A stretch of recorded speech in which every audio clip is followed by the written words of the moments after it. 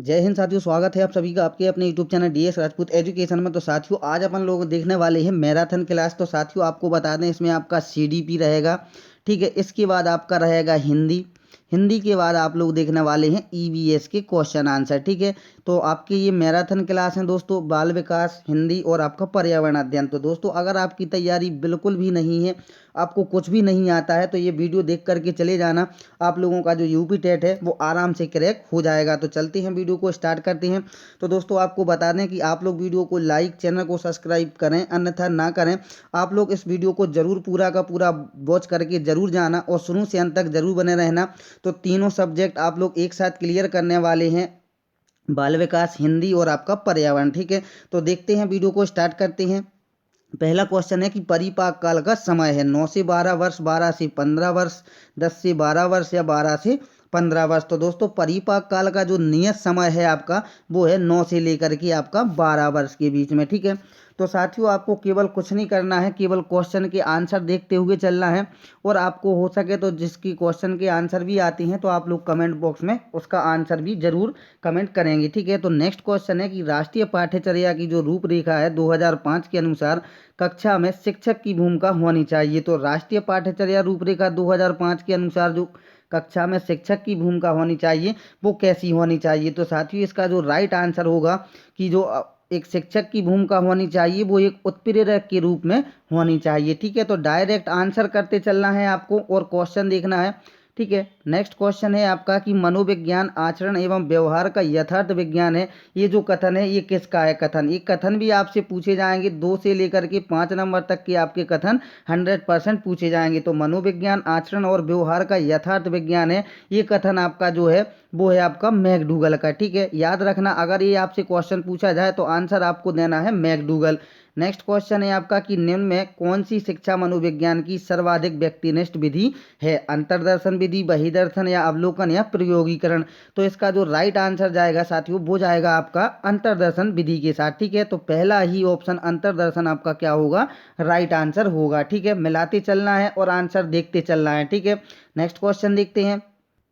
Next question है आपका कि संघनन का सिद्धांत निम्न में से किसकी व्याख्या करता है।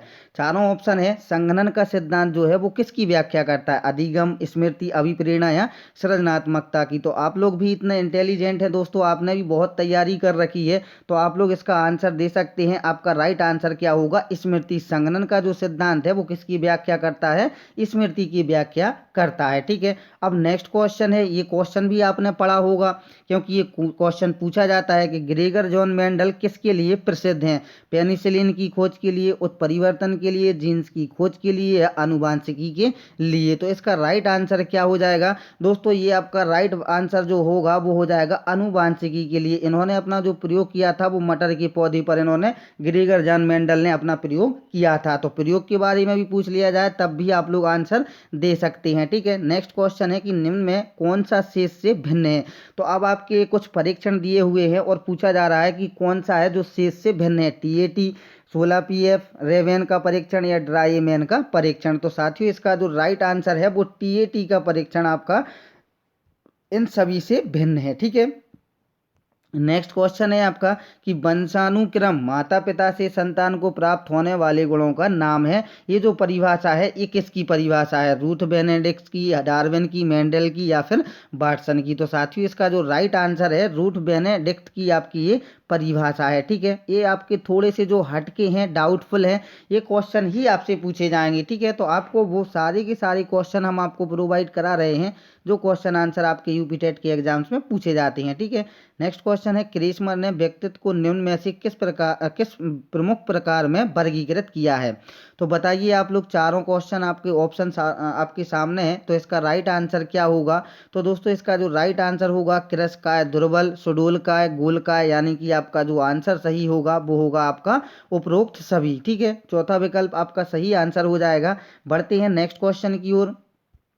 नेक्स्ट क्वेश्चन है आपका कि नैतिक विकास के लिए 3 स्तर और 7 सोपान का सिद्धांत किसने दिया। नैतिक विकास के लिए 3 स्तर और 7 सोपान का जो सिद्धांत दिया था दोस्तों, वो दिया था कोहलबर्ग ने। ठीक है, कोहलबर्ग ने। आपका राइट आंसर क्या होगा, कोहलबर्ग। इन्होंने जो सिद्धांत नैतिक विकास के लिए जो सिद्धांत दिया था वो 3 स्तर और 7 सोपान के सिद्धांत दिया था। और अगर आपसे पूछा जाए तो इन्होंने नैतिक विकास का किस पर किया था, तो कोहलबर्ग ने चिंपैंजी नामक पर अंतर्दृष्टि सूच का सिद्धांत भी इन्होंने ही प्रतिपादित किया था। ठीक है, तो अगर आपसे किसी भी प्रकार से क्वेश्चन पूछा जाएगा तो आप लोग आंसर दे सकते हैं।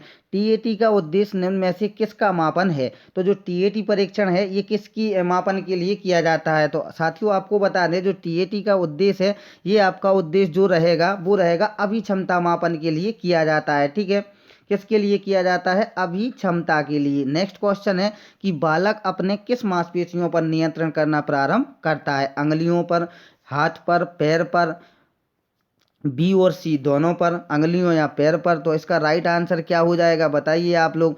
तो साथियों इसका जो राइट आंसर जाएगा वो हाथ पर भी अपना नियंत्रण रखता है और पैर पर भी रखता है। तो आपका राइट आंसर क्या होगा, डी ऑप्शन, बी और सी दोनों ऑप्शन आपके सही आंसर हो जाएंगे। ठीक है, नेक्स्ट क्वेश्चन है, ये महत्वपूर्ण क्वेश्चन है कि भारतीय संविधान के किस अनुच्छेद में 6 से लेकर के 14 आयु वर्ग के बच्चों के लिए जो निःशुल्क शिक्षा है या अनुवार शिक्षा है इसका जो अधिकार शामिल किया गया है वो कौन से अनुच्छेद में शामिल किया गया है। ठीक है, तो बताइए अनुच्छेद 26, अनुच्छेद 5, अनुच्छेद 45 या अनुच्छेद 21A। तो दोस्तों 6 से 14 वर्ष तक की आयु के बच्चों के लिए जो निःशुल्क और अनुवार शिक्षा का अधिकार शामिल है आपका, वो है आपका अनुच्छेद 21A में। ठीक है, ये शिक्षा का अधिकार सभी के लिए है 45 में। ठीक है, और आपका जो अनुवार है 6 से 14 वर्ष के लिए वो अनुच्छेद 21A में है आपका। ठीक है, नेक्स्ट क्वेश्चन है कि एल्बर्ट बंडूरा निम्न में से किससे संबंधित हैं। सामाजिक अधिगम सिद्धांत से, व्यवहारवादी सिद्धांत, संज्ञानात्मक विकास का सिद्धांत या मनोलैंगिक विकास। तो साथियों इसका जो राइट आंसर जाएगा वो सामाजिक अधिगम सिद्धांत का आपका राइट आंसर चला जाएगा। एल्बर्ट बंडूरा किससे संबंधित है, सामाजिक अधिगम सिद्धांत से। ठीक है, नेक्स्ट क्वेश्चन देखते हैं, कितने वर्ष में सभी दूध के दांत निकल आते हैं।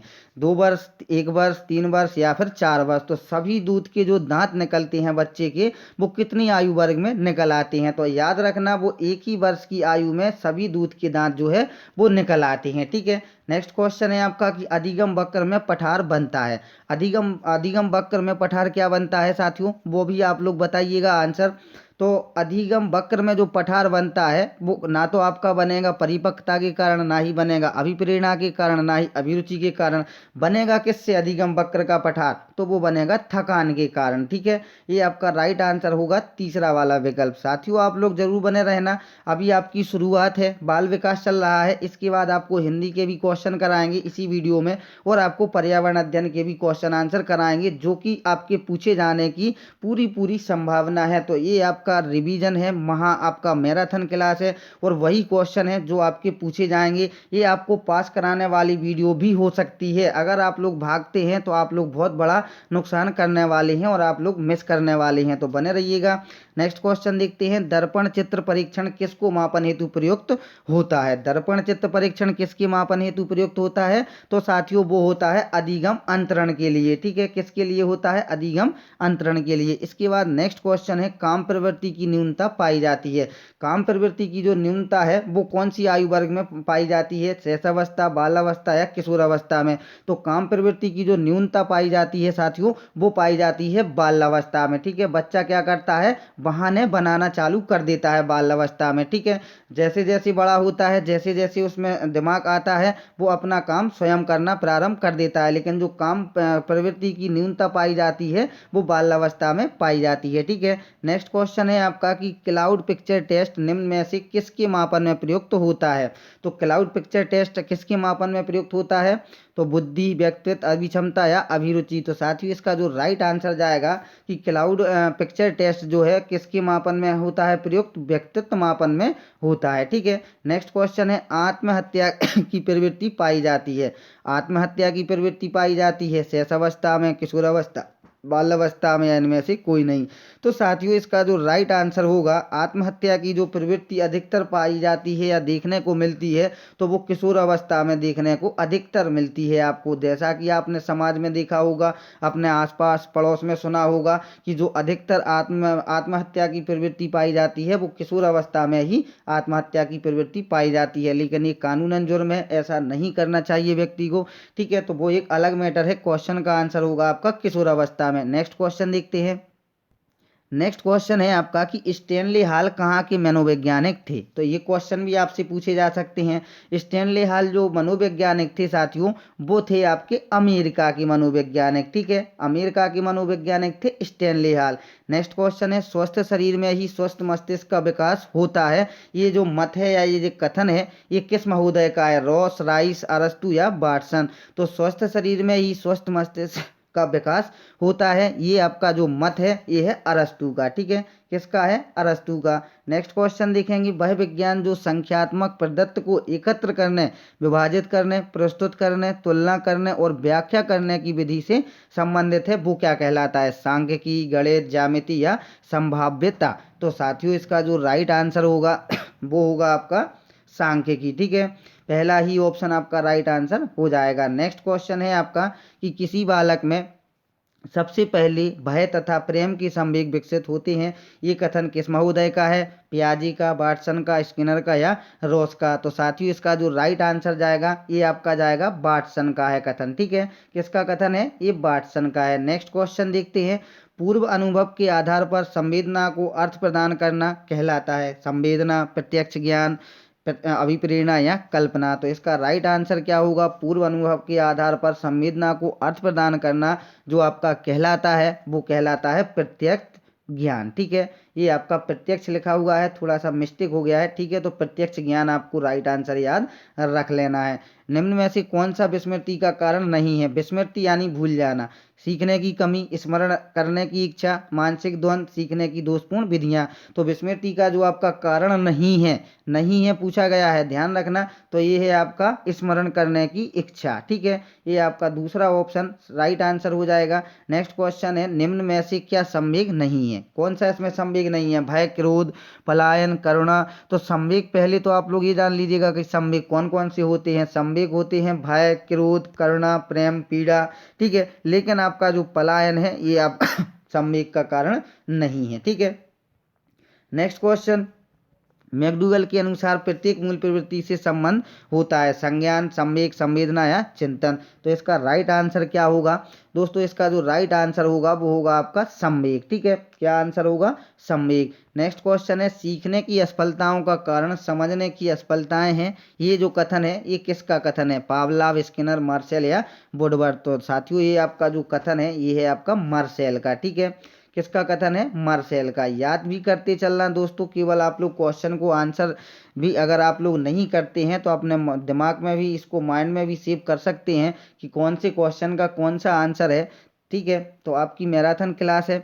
नेक्स्ट क्वेश्चन है, माता पिता की शिक्षा बच्चों की मानसिक योग्यता से निश्चित रूप से संबंधित है, ये कथन किसका है, स्ट्रेंग, कोहलर, रॉस या वाटसन। तो साथियों लास्ट क्वेश्चन है आपका बाल विकास का, इसका आंसर सही होगा स्ट्रेंग, ठीक है। क्या आंसर सही होगा, स्ट्रेंग सही होगा। साथियों अब अपन लोग देखने वाले हैं इसके बाद हिंदी की। तो आशा करता हूं आपको ये बाल विकास का सेट पेपर पसंद आया होगा, 30 क्वेश्चन पसंद आए होंगे। अब अपन लोग कवर करेंगे हिंदी के क्वेश्चन आंसर। तो अगर आपको ये क्वेश्चन आंसर पसंद आए हैं तो जल्दी से एक अपना लाइक कर दें, और अगर आपको वीडियो पसंद आई हो इसी प्रकार से और भी देखना चाहते हैं तो चैनल को भी जरूर सब्सक्राइब कर लें। और अभी भागना मत दोस्तों, हिंदी का भी अपन को सेट देख के जाना है, ठीक है। तो देखते हैं हिंदी के कुछ क्वेश्चन आंसर। नेक्स्ट क्वेश्चन है साथियों आपका हिंदी, आपका जो सेकंड भाग रहेगा, पहला आपका रहेगा बाल विकास का, सेकंड आपका भाग रहेगा हिंदी भाषा, फर्स्ट रहेगी, ठीक है। इसके बाद जो आपकी सेकंड भाषा होगी या तो आपकी इंग्लिश होगी या फिर आपने संस्कृत लिया है तो संस्कृत होगी, ठीक है। तो चलते हैं अभी अपन लोग कवर करते हैं हिंदी के क्वेश्चन। पहला क्वेश्चन है, मृगेंद्र का पर्यायवाची शब्द है, शार्दूल, अही, हिरन या कुरंग। तो साथियों इसका जो राइट आंसर आपका होगा वो क्या होगा, मृगेंद्र का आपका जो पर्यायवाची होता है वो होता है आपका शार्दूल, ठीक है। क्या होगा आपका, शार्दूल होगा। नेक्स्ट क्वेश्चन है, निम्नलिखित में से कौन सा रात्रि का पर्यायवाची नहीं है। तो अब आपको रात्रि का पर्यायवाची बतलाना है दोस्तों। तो इसका जो राइट आंसर होगा वो क्या होगा, जल्दी से बताइएगा। हिंदी है, इसके आंसर आप लोग दे सकते हैं। तो रात्रि का जो पर्यायवाची नहीं है वो आपका समीर नहीं है, ठीक है। नेक्स्ट क्वेश्चन, कमल नयन में कौन सा समास है? तो कमल नयन में आपको समास बताना है। तो कमल नयन में कौन सा समास होगा, बताइए जल्दी से। कमल नयन में आपका समास जो होगा कमल के समास नयन, ठीक है, कमल के समान नयन यानी कमल नयन। तो आपका राइट आंसर होगा बहुव्रीहि समास, ठीक है। नेक्स्ट क्वेश्चन देखते हैं, अनुकूल का विलोम शब्द है। अनुकूल का विलोम शब्द क्या होगा? अनुकूल का होगा प्रतिकूल, ठीक है। क्या होगा? अनुकूल का आपका विलोम शब्द होगा प्रतिकूल। कृतज्ञ का विलोम शब्द बताना है, ये आप लोग डायरेक्ट आंसर कर सकते हैं। कृतज्ञ का विलोम क्या होगा? कृतज्ञ का होगा आपका कृतघ्न, ठीक है। क्या होगा? कृतज्ञ का कृतघ्न, जो कि तीसरा विकल्प आपका सही आंसर हो जाएगा। नेक्स्ट क्वेश्चन है, अंगीठी का तत्सम शब्द है। अंगीठी का तत्सम शब्द क्या होगा, बताइए जल्दी से। तो साथियों, अंगीठी का जो तत्सम शब्द होगा वो अग्निष्ठ का होगा। क्या होगा? अग्निष्ठ का होगा, ठीक है, तीसरा विकल्प। नेक्स्ट क्वेश्चन देखते हैं अपन लोग, निम्नलिखित में से कौन सा शब्द तद्भव है? अब तद्भव बताना है, भ्रमर, मधुकर या भवरा। तो तद्भव इसमें आपका शब्द जो होगा साथियों वो होगा भवरा, ठीक है। क्या होगा तद्भव शब्द इसमें से? भवरा होगा। नेक्स्ट क्वेश्चन है, भाषा के आधारभूत कौशल हैं। तो भाषा के आधारभूत कौशल क्या होते हैं? तो भाषा के आधारभूत कौशल होते हैं अंतः संबंधित होते हैं। क्या? यानी कि अंतः एक दूसरे से संबंध रखते हैं, अंतः संबंधित होते हैं। आपका तीसरा विकल्प जो है सही आंसर हो जाएगा। सुपर फास्ट तरीके से अपन लोग कवर कर रहे हैं दोस्तों तीनों सब्जेक्ट को, तो आप लोग भागिएगा मत, देखते रहिएगा, बने रहिएगा शुरू से अंत तक। नेक्स्ट क्वेश्चन देखते हैं, थोड़ा सा बड़ा कर लेते हैं इसको साथियों। नेक्स्ट क्वेश्चन है, मातृभाषा की आवश्यकता है। मातृभाषा की आवश्यकता किस चीज़ में आपको होती है? तो साथियों, शारीरिक विकास में भी होती है, मानसिक विकास में भी होती है और सामाजिक विकास में भी होती है। आंसर जाएगा उपरोक्त सभी के साथ, ठीक है। नेक्स्ट क्वेश्चन है, कड़वाहट शब्द में प्रत्यय है। तो कड़वाहट शब्द में प्रत्यय क्या लगेगा आपका? कड़ुवाहट। तो कड़ुवा प्लस आहट, आपको प्रत्यय बताना है। प्रत्यय आपको संधि विच्छेद करने से ही पता चलेगा। कड़ुवा प्लस आहट यानी कि कड़वाहट। तो इसमें आपका जो प्रत्यय होगा साथियों वो होगा आहट, ठीक है। क्या हो जाएगा? आहट प्रत्यय हो जाएगा। नेक्स्ट क्वेश्चन है, निस्पर्श का अर्थ है। निस्पर्श का अर्थ क्या होता है? तो साथियों, निस्पर्श का अर्थ होता है जो इच्छा रहित हो। निस्पर्श यानी कि जो इच्छा रहित हो। तो आपका राइट आंसर बनेगा सेकेंड ऑप्शन, ठीक है। नेक्स्ट क्वेश्चन है, जो प्रमाणों द्वारा सिद्ध ना हो सके के लिए एक शब्द क्या होगा? यानी कि आपका जो प्रमाणों के द्वारा सिद्ध ना कर सके किसी भी चीज़ को, उसके लिए अगर अपन लोग एक चीज़ में एक ही शब्दों में कहेंगे तो उसको क्या कहेंगे? उसको अपन लोग कहेंगे ये अप्रमाणित चीज़ है, ठीक है, इसकी कोई वैल्यू नहीं है। प्रमाणित होगी तो वो आपको प्रमाणित की मानी जाएगी, और अगर उसका कोई प्रमाण नहीं होगा तो वो क्या होगी? अप्रमाणित होगी। नेक्स्ट क्वेश्चन है, जो देखने में प्रिय लगता हो उस वाक्यांश के लिए दिए गए विकल्पों में से सर्वाधिक उपयुक्त विकल्प आपको चुनकर के बताना है। प्रियपाल होगा, प्रियदर्शी होगा, समदर्शी होगा या दर्शन प्रिय होगा। तो साथियों, इसका जो राइट आंसर आपका होगा वो प्रियदर्शी होगा। क्या होगा? प्रियदर्शी होगा, ठीक है। नेक्स्ट क्वेश्चन, दाता शब्द का आपको स्त्रीलिंग बताना है। एक तो आपसे कवि का पूछा जाता है, एक आपसे दाता का पूछा जाता है। तो इसको आप लोग याद कर लेना, नोट डाउन भी कर लेना कि दाता शब्द का जो स्त्रीलिंग होगा वो दात्री होगा, और कवि का स्त्रीलिंग जो होता है वो कवयित्री होता है, ठीक है। तो याद रखना, ये दोनों क्वेश्चन पूछे जाते हैं। नेक्स्ट क्वेश्चन देखते हैं। नेक्स्ट क्वेश्चन है आपका कि लड़का पेड़ से गिरा में कौन सा कारक है? ये क्वेश्चन आपसे 100% पूछा जाता है, तो याद रखना दोस्तों, लड़का पेड़ से गिरा वाक्य में अपादान कारक है। इसमें क्या हो रहा है? अलग होने के अर्थ में पंचमी विभक्ति अर्थात अपादान कारक प्रयुक्त होता है। तो आप लोग इसको आराम से समझ सकते हैं। अलग होने के अर्थ में आपका क्या आएगा? अपादान कारक आएगा, ठीक है। और इसमें अगर आपसे विभक्ति पूछी जाए तो इसमें कौन सी विभक्ति है? पंचमी विभक्ति है, ठीक है। इसका कारक से चिन्ह क्या है? से, यानी अलग होने के रूप में, ठीक है। तो याद हो जाएगा इतना आपको। नेक्स्ट क्वेश्चन है, पापी में कौन सा विशेषण है? तो अब आपको पापी में बताना है। ये किसी की चीज की विशेषता बता रहा है पापी, यानी कि आप लोग समझ सकते हैं वो किसी भी चीज का क्या गुण का बखान कर रहा है कि वो कैसा है?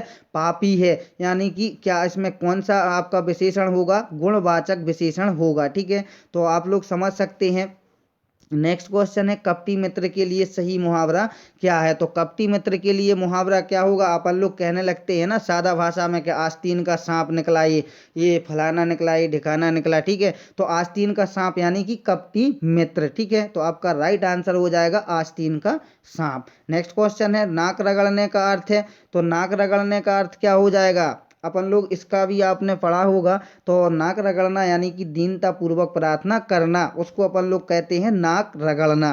क्या है आपका तीसरा विकल्प सही हो जाएगा। नेक्स्ट क्वेश्चन है छावर्ण किसके योग से बना है। तो छावर्ण आप लोग बता सकते हैं कि जो छावर्ण बना है आपका वो आधा का और आधा सा से मिलकर बना हुआ है, ठीक है। छावर्ण, ठीक है। कौन सा वर्ण आपका छावर्ण। तो कौन कौन से मिल करके बना है का और आपका सा, ठीक है। ये आपका पहला ऑप्शन सही हो जाएगा। नेक्स्ट क्वेश्चन है कि शुद्ध वर्तनी वाला शब्द आपको चुनना है। तो साथियों हम आपको ऐसे क्वेश्चन के आंसर आपको जब भी पूछे जाएं तो आपको एक बार स्वयं अपने के द्वारा लिख करके देखना है, क्योंकि अपन लोग जो चीज़ लिखते हैं वो हमेशा शुद्ध लिखते हैं। तो आपने एक नज़र में पढ़ा अस्पृश्यता लिखा हुआ है, तो आप लोग जैसे ही लिखेंगे तो आप लोग तुरंत लिख लेंगे अस्पृश्यता, ठीक है, अस्पृश्यता। तो ये आपका लिखा दिख रहा होगा तीसरा विकल्प, ठीक है। तो ये आपका क्या हो जाएगा, ये शुद्ध अक्षर लिखा हुआ है, शुद्ध शब्द। नेक्स्ट क्वेश्चन देखते हैं। नेक्स्ट क्वेश्चन है आपका कि तरनी तनुजा तट तमाल तरुबर बहुछाये, ये प्रस्तुत पंक्तियां जो हैं वो इसकी रचयिता कौन है। तो साथियों इसके जो रचयिता हैं आपके भारतेंदु हरिश्चंद्र जी हैं। ये पॉपुलर है, ये क्वेश्चन पूछा भी जाता है कि तरनी तनुजा तट तमाल तरुबर बहुछाये ये प्रस्तुत पंक्तियां किसकी हैं। तो आपको आंसर देना है कि ये आपकी हैं भारतेंदु हरिश्चंद्र की द्वारा, ठीक है। नेक्स्ट क्वेश्चन देखते हैं भूतनाथ की रचयिता कौन है। तो भूतनाथ की रचयिता कौन है आपके, तो बताइए इसका राइट आंसर क्या हो जाएगा। भूतनाथ के आपके जो रचयिता हैं वो देवकी नंदन खत्री हैं, ठीक है। ये आपसे रचनाएं पूछी जाएंगी, समास पूछे जाएंगे, ठीक है। ये आप लोगों को सभी आपको प्रोवाइड कराया जा रहा है। इनमें से कौन सी रचना जायसी की है, मृगावती, पद्मावती, समय, मधुमालती या फिर पद्मावत। तो जायसी की रचना आपको बताना है। तो जायसी की आपकी जो रचना होगी वो पद्मावत है इनकी रचना, ठीक है। जायसी की रचना जो है वो क्या है, पद्मावत, ठीक है। नेक्स्ट क्वेश्चन अवधि शिला का उर पर था गुरुभार, तिल तिल काट रही थी दृग जलधार, प्रस्तुत पंक्तियों में कौन सा छंद है, सोठा, रोला, दोहा या वरवई। तो साथियों आप लोग बता सकते हैं इसका जो राइट आंसर है, इसका क्या राइट आंसर हो जाएगा। इसका जो राइट आंसर होगा इसमें आपका क्या होगा, वरवई होगा। अब वरवई कैसे होगा, यह संवृत मात्रिक छंद है। इसमें क्या होता है, प्रत्येक चरण में 19-19 मात्राएं होती हैं। प्रत्येक चरण में कितनी होती हैं, प्रत्येक चरण में आपकी जो मात्राएं होती हैं वो 19-19 मात्राएं होती हैं, ठीक है। तो इसमें कौन सा आपका छंद है, बरवई छंद है। नेक्स्ट क्वेश्चन देखेंगे सही संधि विच्छेद का आपको चयन करना है। यहाँ पर विद्यार्थी लिखा हुआ है, विद्या प्लस अर्थी, तो इसका क्या होगा, राइट आंसर होगा आपका विद्या प्लस अर्थी। इसमें अगर आपसे संधि पूछा जाए तो संधि कौन सी है, तो आपको बता देना है कि आपको दीर्घ संधि है। इसमें कौन सी संधि है, दीर्घ संधि है, ठीक है। कौन सी संधि है, विद्यार्थी में दीर्घ संधि है। अब साथियों आपको एक पैराग्राफ दिया गया है जो कि आपको भी पूछा जाएगा, दिया जा रहेगा। तो आप लोगों को इसको पढ़ना है और इसी में से आपको आंसर भी करने हैं। तो आपके सामने दिया रखा है कि 56 से लेकर के 60 तक के आपको क्वेश्चन के आंसर इसी पैराग्राफ में से पढ़ करके देना है। और आपके एग्जाम्स में भी 100% एक या दो पैराग्राफ आपके जरूर पूछे जाएंगे, जिसमें 10 नंबर से लेकर के 15 नंबर तक के क्वेश्चन पूछे जाएंगे। वैसे कम से कम 5 नंबर तो पक्का ही पक्का पूछे ही जाएंगे। तो आपको हर प्रकार से कवर करना है, अच्छे से पढ़ना है और आंसर देना है। अभी अपन लोग इसको नहीं पढ़ेंगे, डायरेक्ट आंसर करेंगे, क्योंकि आपका समय ज़्यादा व्यर्थ हो जाएगा। तो चलते हैं क्वेश्चन देखते हैं डायरेक्ट। क्वेश्चन क्या है आपका कि संसार के अधिकांश कवियों ने जिस भाषा विषयक प्रवृत्ति का अनुकरण किया है वह प्रवृत्ति है। तो पहला ऑप्शन है आपके सामने दे रखा है कोमल कांत पदावली का प्रयोग। इसके ऑप्शन देखते हैं। आपका ऑप्शन है सेकंड अलंकृत भाषा का प्रयोग, लोक व्यवहार की भाषा का प्रयोग या लाक्षणिक एवं योजना प्रधान भाषा का प्रयोग। तो साथियों इसका जो राइट आंसर जाएगा आपका वो जाएगा अलंकृत भाषा का प्रयोग, ठीक है। ये आपका सेकंड ऑप्शन सही आंसर हो जाएगा। नेक्स्ट क्वेश्चन है आपका कि शब्दार्थ के शोभा तिसाई धर्म अलंकार के समर्थक आचार हैं विश्वनाथ, बाणभट्ट, भामा या फिर दंडी। तो साथियों इसका जो राइट आंसर होगा सोबती शाही धर्म अलंकार के जो समर्थक या आचार्य हैं वो हैं आपके विश्वनाथ। ठीक है, ये आपका राइट आंसर होगा विश्वनाथ। ठीक है, नेक्स्ट क्वेश्चन, साहित्यिक भाषा और लोक भाषा में एक प्रमुख अंतर है कि पहली, और आगे आपको बतलाना है क्या राइट आंसर होगा, कि अंतर है कि पहली परिमार्जित होती है और दूसरी अपरिमार्जित होती है। ठीक है, तो ये आपका पहला ही ऑप्शन क्या होगा, राइट आंसर हो जाएगा। पढ़ते चलिएगा दोस्तों, आप लोग भागिएगा मत। ठीक है, और लास्ट में नंबर बताना, वीडियो कैसी लगी वो भी आप लोग जरूर बताना कमेंट करके। ठीक है, लोक व्यवहार की भाषा होती है, तो लोक व्यवहार की कैसी भाषा होती है, बोलचाल की सामान्य लोक भाषा होती है। ठीक है, तो लोक व्यवहार की भाषा कैसी होती है, बोलचाल की सामान्य लोक भाषा होती है। ठीक है, लास्ट क्वेश्चन हिंदी का, इसके बाद अपन लोग करने वाले हैं ईवीएस का निचोड़। ठीक है, तो ईवीएस देखेंगे, अभी आप लोग हिंदी देख रहे हैं। लास्ट क्वेश्चन है, किस विद्वान ने अलंकारों को काव्य का शोभा विधायक धर्म माना है, तो बताइए इसका राइट आंसर क्या हो जाएगा। हिंदी है, लास्ट क्वेश्चन है। वीडियो कैसी लगी ये भी आप लोग जरूर बताना। तो साथियों इसका जो राइट आंसर होगा आपका आचार दंडी होगा। ठीक है, सेकेंड ऑप्शन राइट आंसर हो जाएगा। तो बताइएगा साथियों, जो भी हमारे भाई बहन नए जुड़े हुए हैं उनके लिए बता दें, ये आपकी मैराथन क्लास है जिसमें कि आपका बाल विकास, हिंदी, हिंदी के बाद आपका ईवीएस। ठीक है, तो तीनों क्लास अपन लोग एक साथ कवर कर रहे हैं। आपकी मैराथन क्लास है, आप लोग इसी वीडियो को पढ़ करके चले जाना है एग्जाम्स देने। 100% आपको पास होने से कोई नहीं रोक सकता है। तो अगर वीडियो अच्छी लगी हो तो वीडियो को लाइक और चैनल को सब्सक्राइब नहीं किया है, पहली बार जुड़े हैं तो चैनल को भी जरूर सब्सक्राइब कर लें। और हाँ दोस्तों, अभी भागिएगा मत, अभी अपन लोग ईवीएस का भी तोड़ करने वाले हैं, निचोड़ करने वाले हैं। ठीक है, तो आप वही देखते हैं, पर्यावरण अध्ययन के कुछ क्वेश्चन आंसर। ठीक है, नेक्स्ट क्वेश्चन है आपका ईवीएस के क्वेश्चन कवर करेंगे अब अपन लोग। पहला क्वेश्चन है, हरा सोना की उपमा किसको दी जाती है, इंद्रधनुष को, वन को, जल को या हरे रंग को। तो साथियों वन को हरा सोना की संज्ञा दी जाती है या उपमा दी जाती है। ठीक है, नेक्स्ट क्वेश्चन है, भारत का पहला जैविक राज्य, भारत का पहला जैविक राज्य कौन सा है, सिक्किम, उत्तराखंड, हिमाचल प्रदेश या फिर केरल। तो भारत का जो पहला जैविक राज्य है आपका वो क्या है, सिक्किम है। ठीक है, जैविक राज्य कौन सा है, पहला जैविक राज्य सिक्किम है। याद रखना ये क्वेश्चन पूछे जाएंगे। अंतर्राष्ट्रीय प्राकृतिक आपदा दिवस कब मनाया जाता है, अंतर्राष्ट्रीय प्राकृतिक आपदा दिवस कब मनाया जाता है। तो अंतर्राष्ट्रीय प्राकृतिक आपदा दिवस जो आपका मनाया जाता है वो 2 अक्टूबर यानी कि महात्मा गांधी जी की जयंती के साथ साथ अंतर्राष्ट्रीय प्राकृतिक आपदा दिवस के रूप में भी मनाया जाता है। ठीक है, नेक्स्ट क्वेश्चन है, प्रो माधव गाडगिल एक क्या है, वैज्ञानिक थे, पत्रकार थे, पारिस्थितिक विज्ञानी थे, कृषि वैज्ञानिक थे। तो आपका राइट आंसर क्या हो जाएगा साथियों, आपका राइट आंसर हो जाएगा कि वो एक प्रो माधव क्या थे, एक पारिस्थितिक विज्ञानी थे। ठीक है, तीसरा विकल्प सही आंसर होगा। नेक्स्ट क्वेश्चन है, बोटो डॉल्फिन किस नदी में पाई जाती है, बोटो डॉल्फिन जो मछली का नाम है वो कौन सी नदी में पाई जाती है, यंगरजी नदी, सिंधु नदी, अमेजन नदी या गंगा नदी। तो साथियों इसका जो राइट आंसर होगा, बोटो डॉल्फिन जो पाई जाती है वो अमेजन नदी में पाई जाती है। ठीक है, सूक्ष्म पोषक तत्वों में शामिल है, तो सूक्ष्म पोषक तत्वों में कौन शामिल है, आयरन, मैग्नीज, जिंक या उक्त सभी। तो साथियों इसका जो राइट आंसर होगा ये आपका आयरन में भी, मैग्नीज में भी और जिंक में भी, और आपका उक्त सभी ऑप्शन सही हो जाएंगे। सूर्य से प्राप्त ऊर्जा को कहते हैं, सूर्य से प्राप्त ऊर्जा को अपन लोग क्या कहते हैं, विद्युत ऊर्जा, सौर ऊर्जा, वायु ऊर्जा, परमाणु ऊर्जा। तो सूर्य से प्राप्त ऊर्जा को अपन लोग क्या कहते हैं, उसको कहते हैं सौर ऊर्जा। ठीक है, बी ऑप्शन आपका राइट आंसर हो जाएगा। वे जीव जो अपने आहार के लिए जीवों पर निर्भर रहते हैं उन्हें अपन लोग क्या कहते हैं, परजीवी, मृतजीवी, सहजीवी या इनमें से कोई नहीं।